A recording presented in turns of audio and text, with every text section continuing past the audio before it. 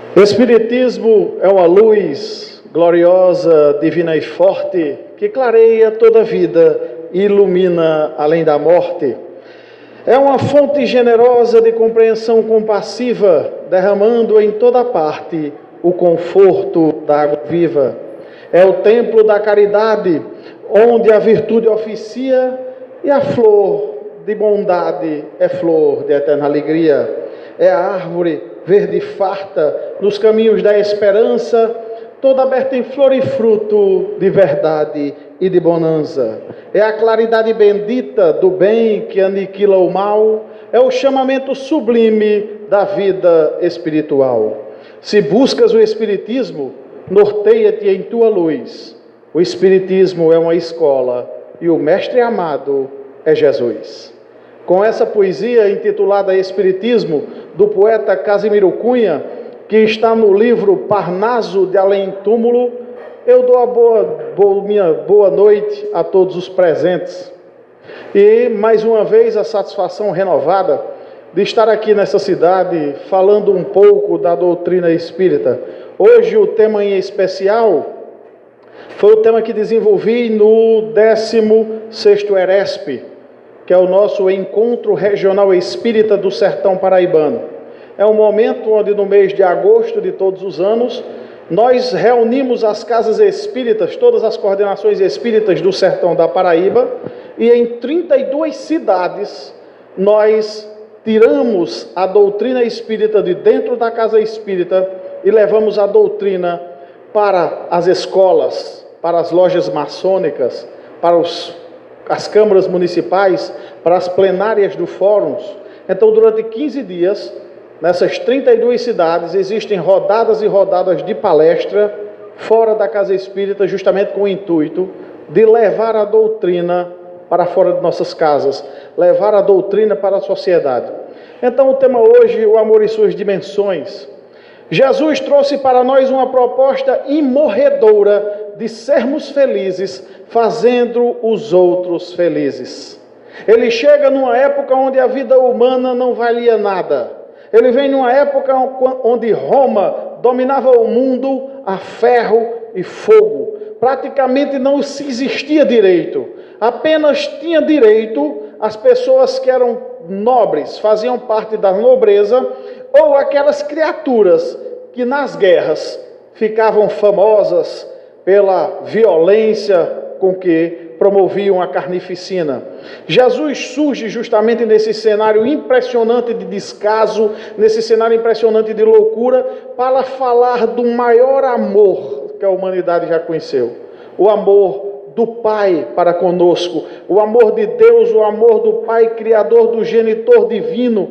Ele vem, como Ele mesmo nos diz, eu não vim destruir a lei que já existia, a lei que os fariseus tão avaramente guardavam, protegiam. Ele vem para tornar essa lei acessível, ela veio para tornar esta lei doce, para mostrar como essa lei deve atingir a todos nós. E ele chama Deus de Pai pela primeira vez, quando nos ensina o Pai Nosso.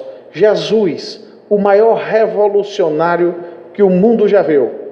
Um revolucionário sem armas, um revolucionário que sua maior revolução foi no coração dos homens, foi no coração dos escravos que tanto sofriam naquela época e depois da palavra do Cristo passaram a aceitar suas dificuldades, suas dores, sem reclamar, sem se queixar, porque a partir do Cristo eles sabiam que a vida continuava, eles sabiam que suas dificuldades passariam.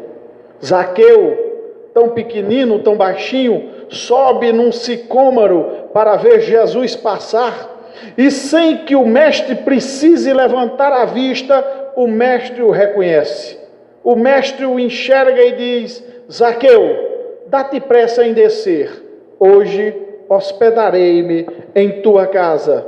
O convite foi um convite feito a Zaqueu, mas é um convite feito a todos nós, o convite de receber o Cristo na casa de nossos corações.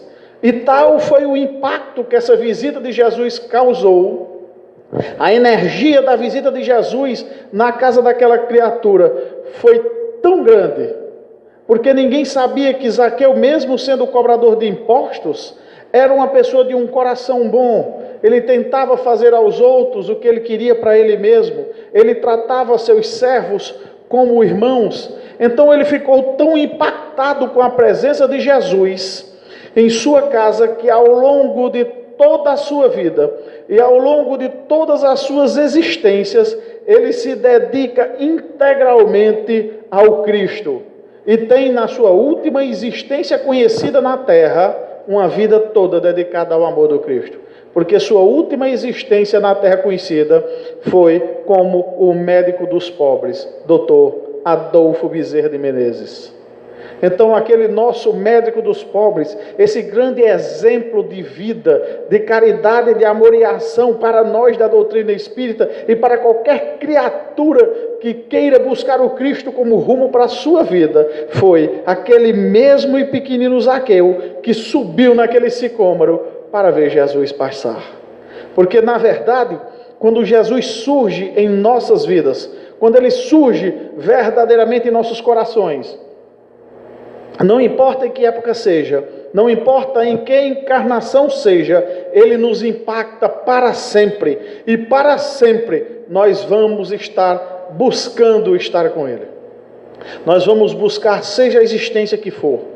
Quando Jesus conhece Maria Madalena, ele percebe claramente que aquela mulher era assediada por várias entidades perversas. E reconhece também que nenhum daqueles homens que exploravam sua beleza estavam com ela naquele momento para defendê-la. Ele também sabia que Maria Madalena guardava no íntimo de seu coração, no mais fundo de seu coração, o desejo de ser mãe. E ele também sabia que nessa existência, esse sonho, ela não iria realizar. Mas ele faz uma proposta. Ele faz uma proposta a ela de amar. Ame, Maria, os filhos dos outros. Ame os filhos não nascidos do teu ventre. Ame os filhos da loucura, os filhos da invigilância, os filhos do desespero. Porque na época do Cristo era muito comum se ter filhos e abandoná-los à própria sorte. Então, inclusive, quando Jesus foi crucificado, Maria Madalena parte para o Vale dos Leprosos para ensinar a palavra de amor do Cristo àquelas crianças que lá estavam, aquelas crianças execradas da sociedade. Ela vai para lá ensiná-las o amor do Mestre. Humberto de Campos conta que quando Jesus faz essa proposta a ela, ele diz: Maria, se muito amardes, no final de teus dias, eu virei buscar-te. Eu mesmo virei buscar-te. Pedro, acampado durante suas viagens, enquanto conversava com seus colegas à noite, ele sempre dizia: quando eu voltar para casa, quando eu estiver com os meus, quando eu voltar a pescar. E Tiago, certa vez, dizia sabiamente: acreditas mesmo que vai voltar para casa? Acreditas mesmo que vai voltar para os teus? Acreditas mesmo que vais voltar a ser a mesma pessoa? Acreditas realmente que depois de ouvir a palavra do Cristo, voltaremos a ser as mesmas pessoas? E foi exatamente o que aconteceu, porque foi a Cristo que o Mestre trouxe e determinou: és Pedro, e sobre esta pedra edificarei minha igreja. És Pedro, e serás a pedra angular do Evangelho que deixo para o mundo. Saulo de Tarso, o doutor da lei, inteligentíssimo, Jesus vai buscá-lo às portas da entrada de Damasco. Ele, que cavalgava em seu cavalo para entrar na estrada de Damasco, porque na época do Cristo, quem andava de jegue era bem de vida, era rico. Porque naquela época o pobre viajava a pé. Pessoa melhor de vida andava de jumento, um melhorzinho num camelo, e um rico, um nobre, andava no seu cavalo. E ele, como doutor da lei, membro do Sinédrio, ia para Damasco justamente para buscar, para perseguir os cristãos daquela época. E na porta de Damasco, Jesus vai buscá-lo. E a claridade do mestre é tão grande que o cavalo se levanta, se assombra, derruba-o no chão, ele fica cego e ele entra na estrada de Damasco. Aí ele entra na cidade de Damasco, na cidade que ele ia entrar montado no seu cavalo, ovacionado pela sua condição de doutor da lei. Ele entra sozinho, a pé, cego, mas agradecendo ao mestre, porque a última coisa que seus olhos conseguiram ver foi a imagem do Cristo, dizendo: Saulo, Saulo, por que me persegues?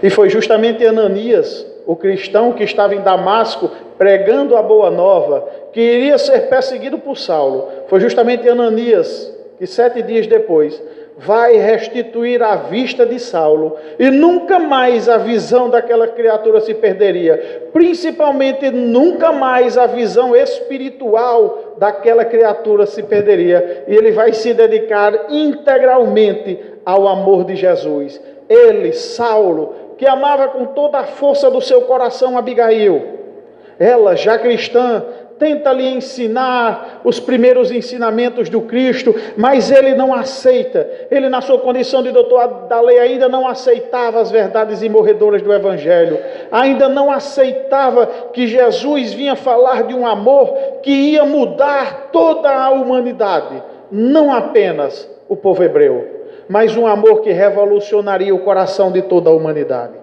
Por isso que esse amor que Jesus traz, desde o começo, desde o surgimento, ele já vem mudando vidas. Os Espíritos nos lembram que quando Jesus era bem pequeno, que quando Jesus era criança, menino, 8, 9 anos, para ser amigo de Jesus, amiguinho, coleguinha de brincadeiras de Jesus, tinha-se uma condição: a criança não podia maltratar os animais. Por isso que a gente gosta de dizer que Jesus foi a primeira pessoa ecologicamente correta da humanidade. Ele traz a mulher para o seu evangelho. Ele resgata a figura da mulher que naquela época não tinha alma. A mulher naquela época era um ser abjeto, era um ser desprezível, era um ser que estava à parte, era um ser menor. E ele resgata a figura da mulher e traz a figura da mulher para o seu evangelho, falando da importância da mulher para a sociedade. E foram justamente as mulheres que estiveram com ele até os últimos minutos no Gólgota. E foi para as mulheres que ele apareceu primeiro, quando veio à humanidade, voltou para a humanidade, para mostrar que voltou, que a vida continua. Foi para as mulheres que ele aparece primeiro, para dizer que venceu a morte, que a vida continuava. Portanto, a proposta de Jesus é muito desafiadora. A proposta de Jesus, até hoje, ela está nos desafiando portas adentro do nosso coração, nos desafiando cada vez mais para buscarmos este evangelho dentro de nós, para trazermos esta proposta de amor para dentro das nossas ações, das menores que sejam. Chico Xavier, certa vez, quando chegou em Uberaba, com pouco tempo, foi encontrado na estação de trem e um cidadão chegou para ele e disse: Chico, você que está sempre em contato com os espíritos, você que está sempre em contato com o mundo espiritual, me dê uma novidade, me conta agora uma novidade. E Chico categoricamente disse: meu filho, o Evangelho, meu filho, o Evangelho é a grande novidade, que há 2000 anos nós estamos tentando desvendá-lo, e ele ainda tem muitos milênios de novidades para nós. Essa é a grande novidade. Uma mulher, certa vez, procura Chico ao final de uma reunião. Ele diz: Chico, eu estou com um diagnóstico de morte iminente. Eu estou me despedindo da vida e não podia morrer sem conhecê-lo. Então eu vim conhecê-lo, porque os médicos me disseram que com a minha condição de saúde, eu morro já já, a minha vida está por um fio. E Chico abraça a mulher e diz: mas minha filha, se sua vida está por um fio, então vamos engrossar esse fio. Vamos engrossar esse fio amando, trabalhando, servindo. Saia do comodismo. Ela, que era uma mulher muito rica, muito poderosa, mas nunca tinha feito nada em prol do seu semelhante, em prol do bem. Ele disse: vá, minha filha, em busca daquele que sofre, vá em busca daquele que sente dor. Vamos amar o nosso próximo e vamos engrossar esse fio. Esta criatura morreu com 97 anos de vida. Com certeza, engrossou o fio. Com certeza, ela seguiu o conselho do Chico. O mesmo Chico que em certa feita estava conversando com Emmanuel e disse a Emmanuel: Emmanuel, quando o senhor chega perto de mim, eu percebo a sombra que ainda tem dentro de mim e isso me deixa perturbado. Aí Emmanuel, naquele seu jeito muito firme, disse: não se preocupe, o mesmo acontece comigo. E ele disse: mas com você, mano, com o senhor acontece isso? Ele disse: sim, quando eu vou às altas esferas espirituais pedir trabalho para nós dois, eu me sinto desse jeito. Aí ele disse: mas o senhor se sente assim? O senhor se reconhece nessa sombra? Ele disse: sim, Chico, quando eu vou estar com as almas iluminadas para buscar trabalho para nós dois, eu me sinto como um crocodilo rastejando na lama. Emmanuel, o guia espiritual de Chico Xavier, se sentia assim. E quantas vezes nós não estamos nos sentindo superiores aos outros? É por isso que todas as vezes que os nossos amigos espirituais nos trazem lições, elas sempre são para nos incentivar e para nos mostrar que só o amor, como afirmou o Cristo, cobre milhões de pecados. Jesus sabia tanto disso, que no último momento, agarrado à cruz, ele diz: Pai, perdoa-os, eles não sabem o que fazem, nos dando a lição de que essa terrível ignorância, no sentido de desconhecimento, essa terrível ignorância que ainda está dentro de nós, e é esse desconhecimento do amor do Cristo, que ainda faz com que tenhamos essas sombras nos puxando para trás. Nós precisamos cada vez mais nos espelhar nesse amor do Cristo, porque o amor cobre milhões de pecados.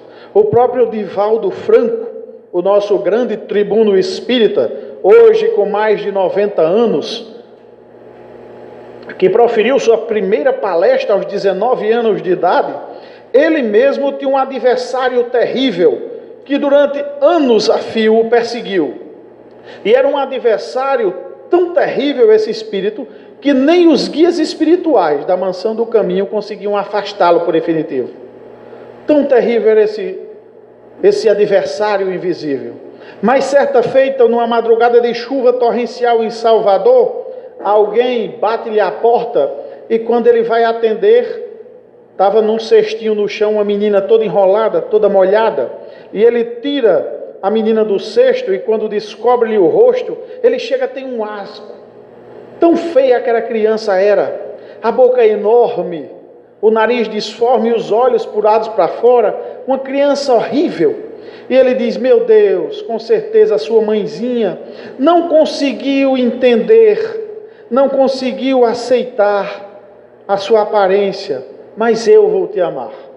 Aqui eu tenho muitas outras crianças na Mansão do Caminho, serão seus irmãos. E quando ele se vira para protegê-la da chuva e entrar, o seu adversário espiritual está lá materializado na sua frente, chorando copiosamente. Ele diz: Divaldo, esta que está em teus braços agora é minha mãe, que volta ao cenário da terra numa condição tão difícil, e você vai amá-la. Hoje eu te liberto e me liberto de você. E assim fez. Essa criança viveu só 8 anos. Consequentemente, uma criança que trouxe muitas dificuldades, uma criança que trouxe doenças, viveu só 8 anos, mas daquele dia para frente, Chico nunca mais teve a presença do teu adversário espiritual, porque o amor convence. As palavras direcionam, as palavras orientam, mas o amor um único gesto de amor, ele direciona, ele convence, ele nos muda. E aquele único gesto de amor fez com que aquele adversário feroz fosse embora, que ele se visse livre daquela entidade. O amor convence, cobre milhões de pecados. E quantas vezes nós estamos trazendo para junto de nós aquelas criaturas que em outras existências nós desprezamos, que em outras existências nós fizemos o mal, aqueles que em outras existências nos amaram e nós os fizemos sofrer, hoje são nossos adversários invisíveis, hoje são nossos adversários encarnados, os nossos inimigos, muitas vezes são os nossos entes queridos, aquelas pessoas que em outras existências nós fizemos sofrer e hoje estão conosco nos nossos lares, como nossos filhos, nossos maridos, nossos irmãos, nossos netinhos, nesta oportunidade divina de refazer, de reconfigurar, de reconstruir, de construir pontes de amor onde existiam abismos de ódios. Nós mudamos de faces, mas somos os mesmos artistas, no mesmo palco da terra. Quantos espíritos nos falam, trazem livros, comunicações mediúnicas para nos falar que o momento mais importante de nossas existências para aprendermos a amar é agora. Essa é a encarnação mais importante. Essa é a estada nesse planeta mais importante. Este é o momento mais importante para aprendermos a amarmos. Tem um provérbio chinês muito interessante que diz: as árvores querem ficar quietas, mas o vento não deixa. Ou seja, quantas vezes nós queremos fazer como as árvores, nós queremos ficar quietos, nós queremos fingir que aquela dificuldade não é conosco, nós queremos fingir que aquela dor não é conosco, nós queremos fingir que aquele acontecimento não veio conosco, mas a vida não deixa, a vida nos sacode, a vida nos chama a tomar um posicionamento e um posicionamento positivo, para todo momento construirmos uma vida melhor, um relacionamento familiar melhor, um mundo melhor, porque um mundo melhor reconhece, todas as vezes que nós fazemos um mundo melhor, nós estamos, muitas vezes, sem perceber, fazendo um mundo melhor para nós mesmos. É a nossa prudência, porque somos nós que num futuro retornaremos para cá. Todas as vezes que nós educamos um filho, todas as vezes que nós educamos um neto, nós estamos provavelmente, inconscientemente, sem perceber, planejando o nosso futuro. Porque nós poderemos um dia ser netos dos nossos netos. Já pensou? Se nós tivermos a oportunidade fantástica de sermos netos dos nossos netos, nós vamos ter a oportunidade de ouvir dizer: ah, eu tive um bisavô fantástico. Meu bisavô foi um homem fantástico, era muito centrado, muito prudente, deixou a nossa família muito bem. Mas também a gente vai poder dizer: eu tive um bisavô que era um desastre. A minha família veio toda doida, desregrada do jeito que é, porque meu avô era um homem que fazia dó. Depende de nós. Depende de nós ouvirmos isso. E quando nós falamos em convivência familiar, a gente sempre fala de problemas de coexistir. Problemas de relacionamento, problema de pai com filho, filho com pai, irmão com irmã, marido, mulher com neto. Relacionamento é difícil ou não é difícil? Alguém aqui presente tem uma família de propaganda de margarina? Aquela propaganda que todo mundo acorda de manhã, bem contente, sorrindo, maquiada, para se beijar, comer pão com margarina que vai entupir às vezes, para você ter um AVC, mas é todo mundo rindo. Alguém tem aqui uma? Porque na minha tem dificuldade que Jesus, a gente pede força, mestre, dai-me força, porque hoje eu estou... Então o relacionamento coexistir é difícil. Maíse Braga conta uma história muito fantástica, muito engraçada, ela mesmo da Federação Espírita de Brasília, Ela conta uma história que no final da década de 70 ela proferia uma palestra em Brasília e falava justamente a palestra sobre relacionamento familiar. E quando ela terminou de falar sobre relacionamento familiar, quando a gente termina uma palestra normalmente, o palestrante sai, o pessoal da casa vai abraçar, dar um abraço, mandar um abraço, elogiar a palestra, conversar um pouco, se despedir, aquela confraternização normal. E nesse momento, um senhor que estava na plateia, de frente a ela na primeira fila, chega no meio de todo mundo e diz: a senhora é muito exagerada e dramática. Esse negócio de não é toda família que tem esse negócio aí de dificuldade familiar, não. Eu tenho 3 filhos homens que são maravilhosos. Eu tenho uma esposa maravilhosa que me ama. Na minha família eu não tenho esse negócio de dificuldade de relacionamento familiar, não. Disse, deu as costas e saiu. Ficou aquele silêncio sepulcral. Aí ela disse que, desorientada, olhou assim lateralmente e o seu guia espiritual estava materializado e disse: Maíse, se acalma, deixe ele. Ele que espera as noras que ele vai ter. Aí ele vai ver. Deixa as noras chegar, que aí ele vai ver. Porque com certeza, o exercício do amor naquela família ainda não era com aqueles filhos. Ele ainda estava bem afinado, os filhos, com a mulher, o marido. O exercício de amor, o exercício de exercitar o amor ia ser com as noras. Quando elas chegassem, aí ia ter o exercício de amor, onde ele ia poder exercitar a paciência, o desapego, a fraternidade, a caridade, a indulgência. É com as noras que ele ia exercitar o amor. Viver em família é difícil, mas graças a Deus que nós estamos vivendo. Mas graças a Deus que nós estamos aqui, porque tantos desistem.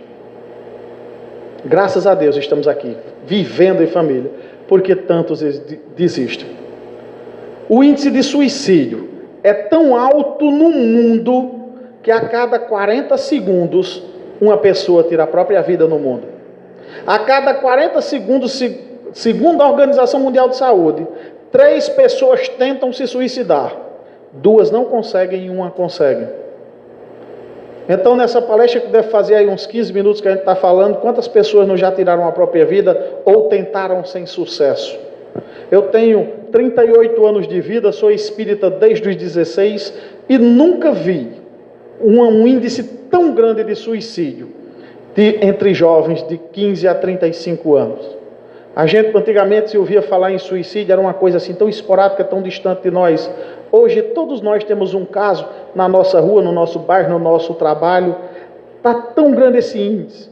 A sociedade ela tem que parar para analisar onde ela está sendo omissa, para que esse jovem chegue a uma forma de desânimo tão grande, tão absoluto, que queiram atentar contra a própria vida. E não duvidem, há um plano das sombras para que essas criaturas não vinguem. Há um plano das sombras para que essas criaturas não possam construir um mundo melhor para elas e para todos nós. E todas as vezes que nós lemos uma reportagem sobre uma família que perdeu um ente através do suicídio, todas as vezes que nós conversamos com criaturas que perderam entes queridos através do suicídio, existe uma frase muito interessante que une a todas elas, que diz: como eu não percebi? Como eu não percebi que meu filho estava passando por isso? Como eu não percebi que minha filha estava passando por isso? Como eu não percebi? Como eu não vi? Como é que eu estava que eu não vi? Se você não percebeu, é porque há alguma coisa errada. Nós precisamos conviver dentro de nossas casas. Nós precisamos conviver diariamente com quem está conosco em nossos lares. Nós convivemos diariamente com milhões de pessoas digitais nas nossas redes sociais e muitas vezes estamos dentro de nosso lar convivendo com essas pessoas digitais ao lado de nossa esposa e de nossos filhos, isolados ao mesmo tempo.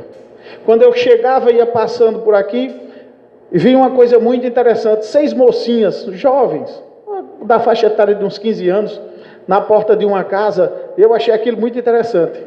Uma extensão no chão, 6 celulares, cada uma com o celular na mão e o carregador na extensão, no filtro de linha, que era para não descarregar.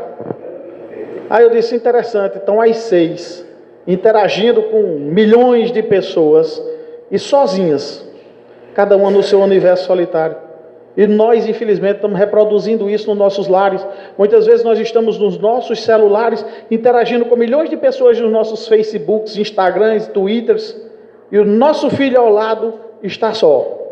Nós precisamos conviver com quem está conosco, nós precisamos olhar nos olhos de quem está convivendo conosco e perguntar: como vai você? Está tudo bem? O que é que você está sentindo? Eu posso lhe ajudar? Você está triste por quê? Como foi seu dia de trabalho? Me conte o seu dia. Eu durmo com a minha esposa há 12 anos na mesma cama. Nós somos há 12 anos casados. E todas as noites antes de dormir eu dou um beijinho. Boa noite, amor. Quando a gente acorda de manhã, dá um abraço. Bom dia, paixão. Bora, vamos levantar que tem os meninos para dar banho, para estar para a escola. Mas todos os dias é um exercício diário. Nós temos que conviver com quem está conosco. Hoje as pessoas cada vez mais elas querem liberdade. É uma liberdade tão grande que se você chegar e perguntar a um filho adolescente: quem é o seu amiguinho que está com você aí? Ele já se revolta. Já faz cara feia. Ele quer liberdade, muita liberdade. É justo que tenha liberdade. Mas ele tem que saber que liberdade e responsabilidade eles caminham juntos. Caminho de mão dadas. Quando eu era adolescente, as festinhas, as farras da minha época eram na casa de mãe. A gente se reunia no São João, na festa da padroeira, e a gente reunia aquela turma de adolescentes para beber na casa de mãe. Ela fazia tira-gosto, e a gente comprava aquelas bebidas e ficava por ali. E certa vez uma vizinha chegou para minha mãe e perguntou: mas dona Inácia, como é que a senhora deixa esses meninos beber?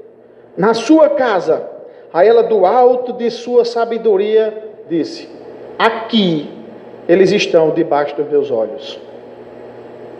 Aqui eu estou os vendo.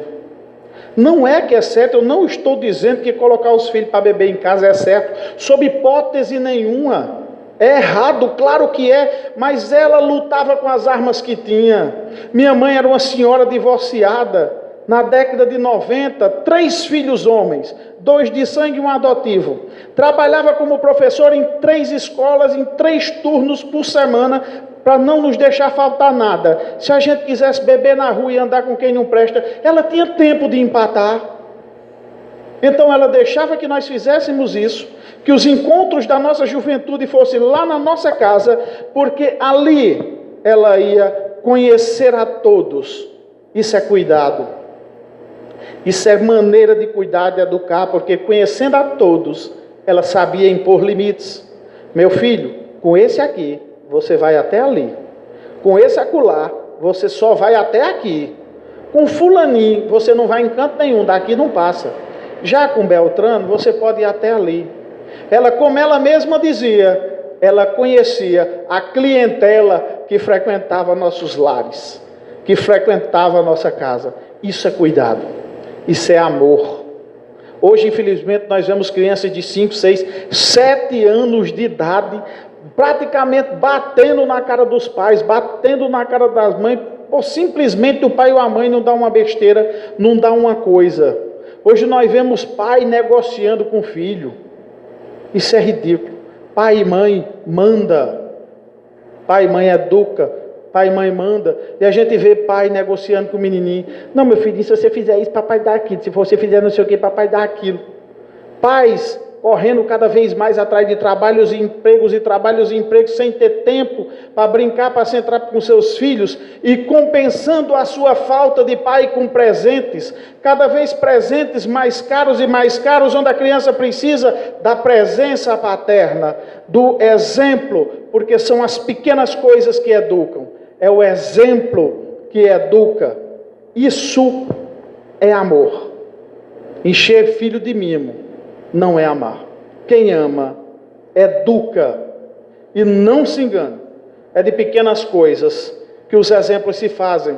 É dizendo a seus filhos desde pequeno, pelas menores coisas, que você vai encaliçando o espinhaço deles, trazendo para um bom sertanejo. É frustrando, é contrariando nossos filhos, é contrariando a vontade de nossos filhos desde pequenos, com um não. Você não pode, não é seu, não pegue, não vai. Hoje não, hoje eu não posso, que o pai e a mãe vão treinando o espírito imortal do filho, para que quando o mundo venha, porque como diz a música de Altemar Dutra, o mundo ensina machucando a gente. Então quando o mundo vier ensinar machucando, e como é que o mundo ensina machucando? É o concurso que não passou, é a namorada que botou um chifrinho, é o rapaz que não quer namorar com ela, é o salário pequeno no emprego que arrumou, é a reprovação no Enem. Então quando o mundo vier educar machucando, aquela criança já está tão calejada de ter sua vontade frustrada, que aquilo não dói tanto, que aquela dor não incide tanto. Ele já vem acostumado de casa a ter a vontade contrariada. Então não dói tanto. Então não doendo tanto, ele não vai precisar fugir da realidade. Ele não vai fugir da realidade através das drogas, através do alcoolismo, através do suicídio. Isso é amor de pai. Isso é amor de mãe. Educar nossos filhos dói. Ninguém está dizendo que não dói. Você ter o seu filho pedir, você dizer não. Dói. A coisa que mais dói no mundo é o filho pedir uma coisa que você não dá, não deixar ele ficar com carinha de choro, carinha de bico, os olhinhos chorosos. Mas quem ama, educa, dói. Ontem mesmo, a coisa que meu filho mais ama no mundo é andar em cima na carroceria da caminhoneta. Agora vá segurando no gigante, não solte. Quando eu olhei, ele estava solto. Eu parei a caminhonete, desça, vai dentro. Não, vai dentro, você desobedeceu. Dentro. Sua irmã que não soltou, vai em cima. E foi a viagem todinha chorando dentro. E chore baixo, que eu estou conversando com sua mãe. E ela foi em cima e ele embaixo, para aprender que na vida todas as ações existem consequências. Se você não pune um filho por coisas erradas, ele nunca vai incorporar que todas as ações têm consequências. Ele vai achar que tudo pode, porque tudo termina no que ele quer ir em flores. Dói, a gente fica com pena no coração inchado de você não vai, você não pega, mas quem ama, educa. Dr. Bezerra de Menezes, através de Dona Irene Carvalho, disse uma frase fantástica. Disse, não há ponto final para o amor, porque o amor é vida, e vida é eternidade. Nós não podemos esquecer disso, e nós precisamos amar, amar até doer, como disse Madre Teresa de Calcutá. Amar, fazer do outro o Deus da minha religião, como Madre Teresa de Calcutá também disse, quando entrevistada pelo jornalista, quem é o Deus da sua religião? O Deus da minha religião, meu filho, é o outro. E nos lembrando de Jesus, quando ele disse a Maria Madalena, se muito amardes, no teu último momento, eu virei buscar-te. E quando ela estava nos seus últimos minutos, destroçada pela lepra, já sem nariz, já sem orelhas, já sem a cabeça dos dedos, naquele dia ela não conseguiu nem se levantar do leito, ela escuta um bater em sua porta, e ela não conseguia se levantar, e ela diz, pode entrar, a porta está aberta. Eu não tenho forças para abrir. Era o Cristo, que veio para ela e disse, Maria, amaste muito, por isso eu vim buscar-te. Vamos ter olhos para ver a necessidade, vamos ter olhos para ver quem precisa, vamos ter olhos para reconhecer o necessitado, esteja ele dentro de uma choupana, esteja ele dentro de uma mansão, de um casarão, vamos ter olhos para o próximo, vamos amar muito, e quem sabe no último momento desta nossa encarnação, plagiando a promessa do Cristo, quem sabe se muito amarmos, nós também, no nosso último momento nessa existência, nós tenhamos a divina oportunidade de, ao desencarnar, sermos recebidos do outro lado, por entidades angelicais, dando hosanas de alegria pelo nosso retorno. Então nos amemos uns aos outros, como o Mestre nos ensinou. Que Jesus nos ampare, nos ilumine nessa busca de amor uns aos outros.